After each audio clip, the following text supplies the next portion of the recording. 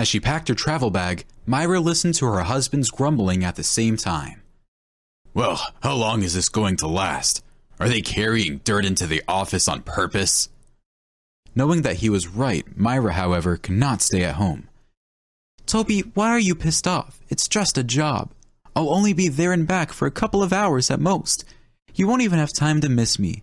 And in the meantime, you can make pancakes. You're really good at it. Okay, all right, I'll cook. But we'll eat them with honey. Though if you want, I can buy some sour cream too. Myra's face immediately lit up with a smile. That's good, because we started the day off on the wrong foot. By the way, I'm only a part-time cleaner, and I don't mop the floors in the office every day. Myra really only works part-time, and the rest of the time she worked as a cashier in a local store. She had shifts there, 2 days a week, and then weekends, so she didn't stay in one place, finding something to do every time. In fact, her husband was not idle either. In addition to working as a foreman at the factory, he also had a garage where he repaired cars for clients in the evenings. No matter what you say, the spouses were doing the best they could. Of course, it was time to think about children, but they couldn't succeed. And the main problem was that they were completely obsessed with money. Yes, they wanted to live and have everything they wanted, but every time it became clear that no matter how much money they earned, it would not be enough. And Myra's mother did not understand how her daughter could replace family happiness for money. After seeing his wife off, Toby suddenly remembered that he had promised to help the neighbor on the 3rd floor with the car repairs. Smiling to himself, he whispered, Well, I just reproached my wife for working on the weekends, and then I left the house. It's a good thing his wife didn't see that, or she would certainly give him a hard time. After taking the bus to the right stop, Myra walked another couple of 100 meters. The fact was that the office was behind a residential building, but some of its windows faced the street. In one of them, she saw a bright light. At the same time, there was a strange burning inside her, as if her heart signaled trouble. But what could be in this office? Most likely, some employee had decided to work on the weekend, or the bosses were going to an important meeting. But Myra knew that the office was always empty on Saturdays, and her immediate housekeeping boss had never warned her about any of this. The light in the window was something alarming, especially since burglaries and robberies were on the rise in their neighborhood lately. Myra hurriedly opened the front door to personally check to see who was coming into the office. Quietly climbing the stairs, she listened but heard nothing suspicious yet. It was only at the 3rd floor level that she heard strange voices, like a man and a woman laughing. It was no longer what ignited inside her now, but a whole flame flared up. Myra was afraid to go any further, clinging nervously to the banister of the stairwell. Taking a deep breath, she climbed a few more stairs, and only then was she able to make out the people who were laughing their heads off. One of them was the son of the director of the office, but the woman was standing with her back to her, and Myra did not immediately recognize her. But when she turned sideways, the cleaner, with her mouth clamped shut, backed away. She was lucky that the shouts and laughter interrupted the stomping of the stairs. It was Myra who was leaving the building so swiftly. Unable to remember how she got outside, she caught her breath for a moment, and only then was she able to speak. Wow, he wasn't even afraid that his father would see. What frightened her after all? Myra decided not to tell anyone about it, so as not to get herself into trouble. When she returned home, of course, she did not find her husband and started to call him on the phone. Only after the 3rd attempt did Toby pick up. Yes, dear, have you finished mopping the floors and are in a hurry to get home? She had to answer him the first thing that came into her head. No, I'm already home. The boss canceled at the last minute today. There was a pause on the phone, and then her husband said, Well, good. I'm going to finish the repairs, and I'll be there in 15 minutes. Myra could barely contain herself from telling him all the things she had seen there. During dinner, however, her husband kept glancing at her, but he did not seem to notice anything suspicious, and he didn't need unnecessary talk, because his wife was at home, and that was the most important thing. The next 2 days she spent working at the store. However, in the morning, as she was getting ready, she got a call from the office. From the sound of his voice, he was clearly in a bad mood. Why haven't you cleaned up? The place is filthy and dusty. I told you to clean it up. How am I supposed to look the principal in the eye now? By the way, he promised to fire you if you do anything like that again. Well, what did she have to say? Myra pulled all her will into a fist and said, "Sorry, it won't happen again." It was unclear whether the chief had forgiven her, or whether he was still thinking about what to do next, but there was a brief pause. Coughing into the tube, he said with irony in his voice, "Okay, I'm not a beast, and I don't need a disagreement, but you know it's up to the principal now. In 2 days, as it should be, wait for you in the office, and look, do not be late." Thank God her husband didn't hear this conversation, because he left for work before she did. After waiting for her shift at the counter, Myra decided to visit her friend. Lisa was the right person to whom she could confess everything, without fear of the information spreading. Listening to her carefully, Lisa gave her verdict. "You have to report this to the director, and do not put it off. Understand, Myra, this meanness is on his part, and you know it as well as I do." Her friend seemed to be saying all the right things, but Myra did not want to get involved in other people's relationships. Her mother once said, "Daughter, don't pry into another family. No one is waiting for you there with your advice." These were the warnings she had learned well, and now when the question of what to do came up, Myra was at a loss. She looked at Lisa and said, "I can't, you know. I don't want to be the bone of concentration. Let them sort it out themselves, and maybe I'll stay out of it." She was understandable, because if you make one wrong move, you're already the last man standing in the situation. Her friend waved her off and answered, "That's up to you, but you should know that I would have done otherwise, and I wouldn't have kept quiet. It's you, silent, afraid to say too much. But no one shuts my mouth because they know I'm telling the truth." So Myra didn't hear what she wanted to hear, but she just needed someone to talk to. The sit-down with her friend wasn't as productive, but on the one hand, the fervor of resentment was out of her, and now there was no fear that she would spill the beans at the worst possible moments. In the evening while watching TV, Myra almost screamed when she saw an unflattering scene on the show. Her husband turned his attention away from the computer and asked, "Are you all right? It's not the first time you've seen this soap opera. I thought women were supposed to react in some other way." Turning toward him, Myra replied, "Yes, differently.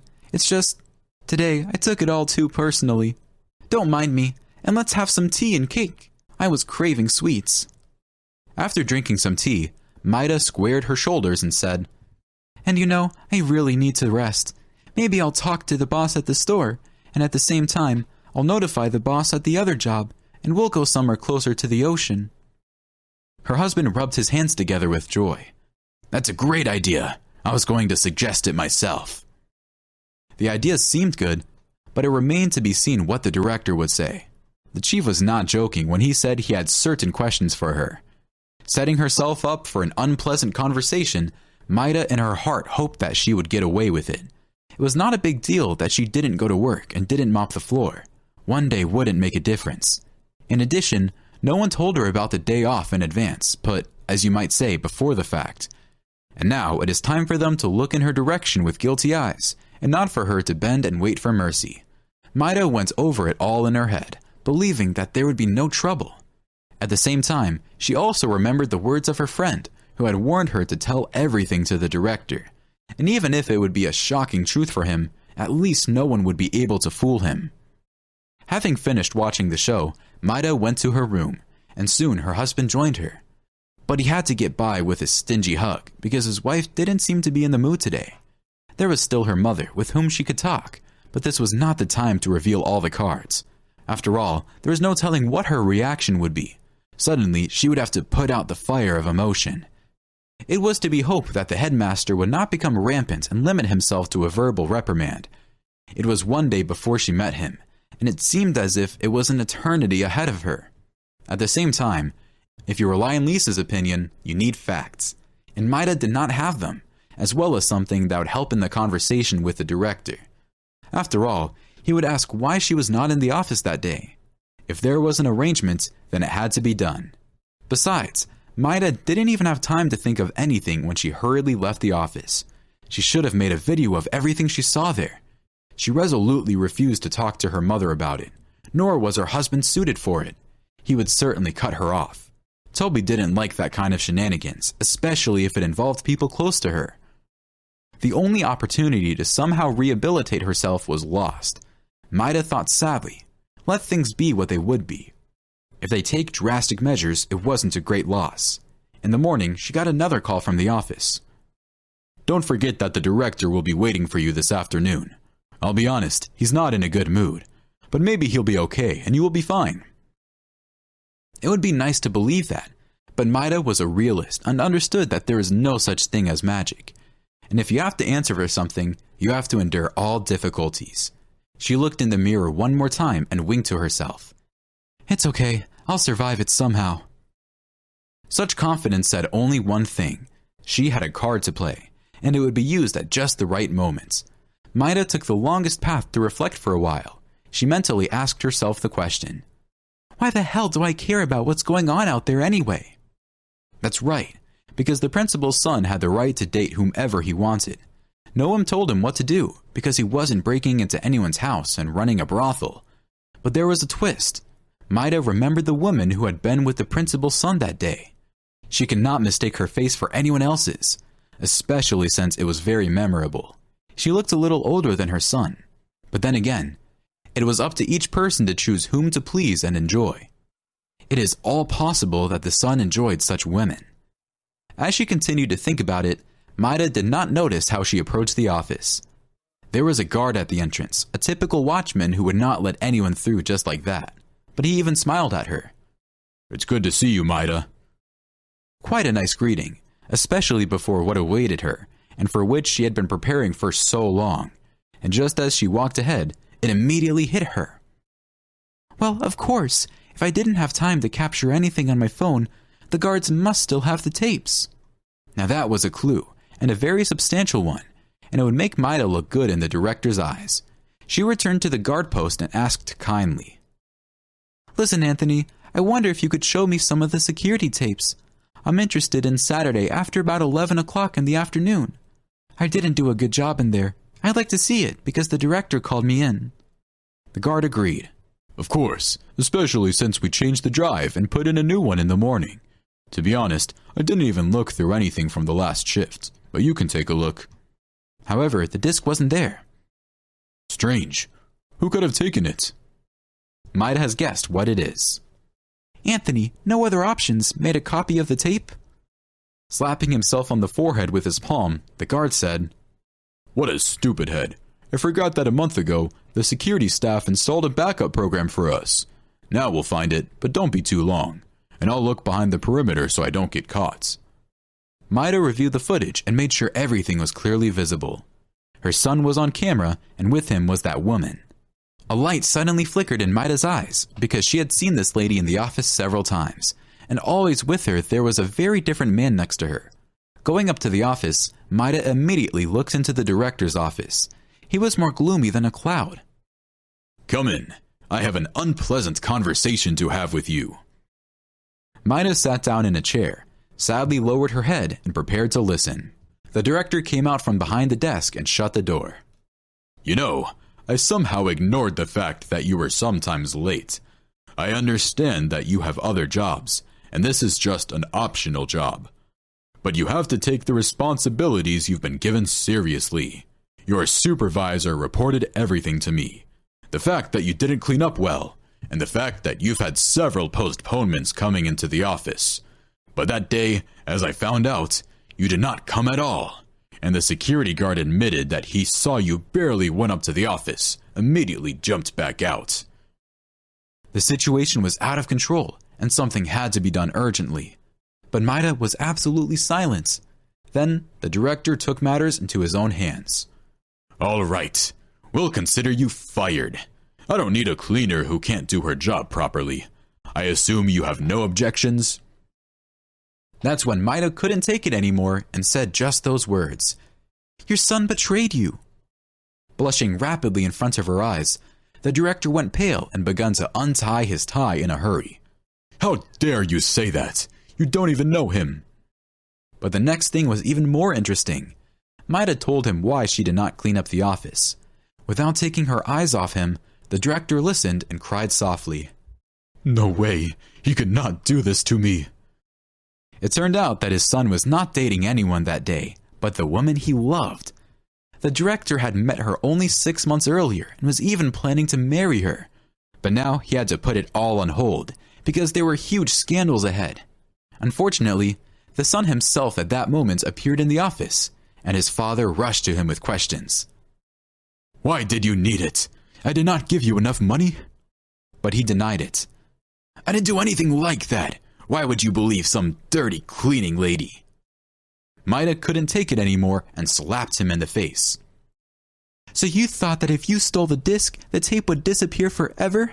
No way. I've recovered it, and I can show you a great movie. The director couldn't believe his eyes as he watched his son having fun with his own woman. The fact of adultery, and with it the betrayal, was obvious. Back in his office, the director again called for the cleaning lady. Sorry about that, Myra, but you can stay. I cancel your dismissal. In response, Myra uttered, No, thank you for your hospitality, but I can manage somehow. You'd better watch out for those around you. I don't know if they'll betray you just like your son. And I will be fine without your part-time job. I will find another job. Leaving the building, Myra once again turned around and waved to the guard. After all, it was Anthony who had helped her get out of a difficult situation and save face. What happened next, she did not see, but soon learned that the director, almost in his pants, kicked his son out of the house. But she did not care anymore. The main thing was to have a complete idol in her family. And who likes adventures? Let them look for them.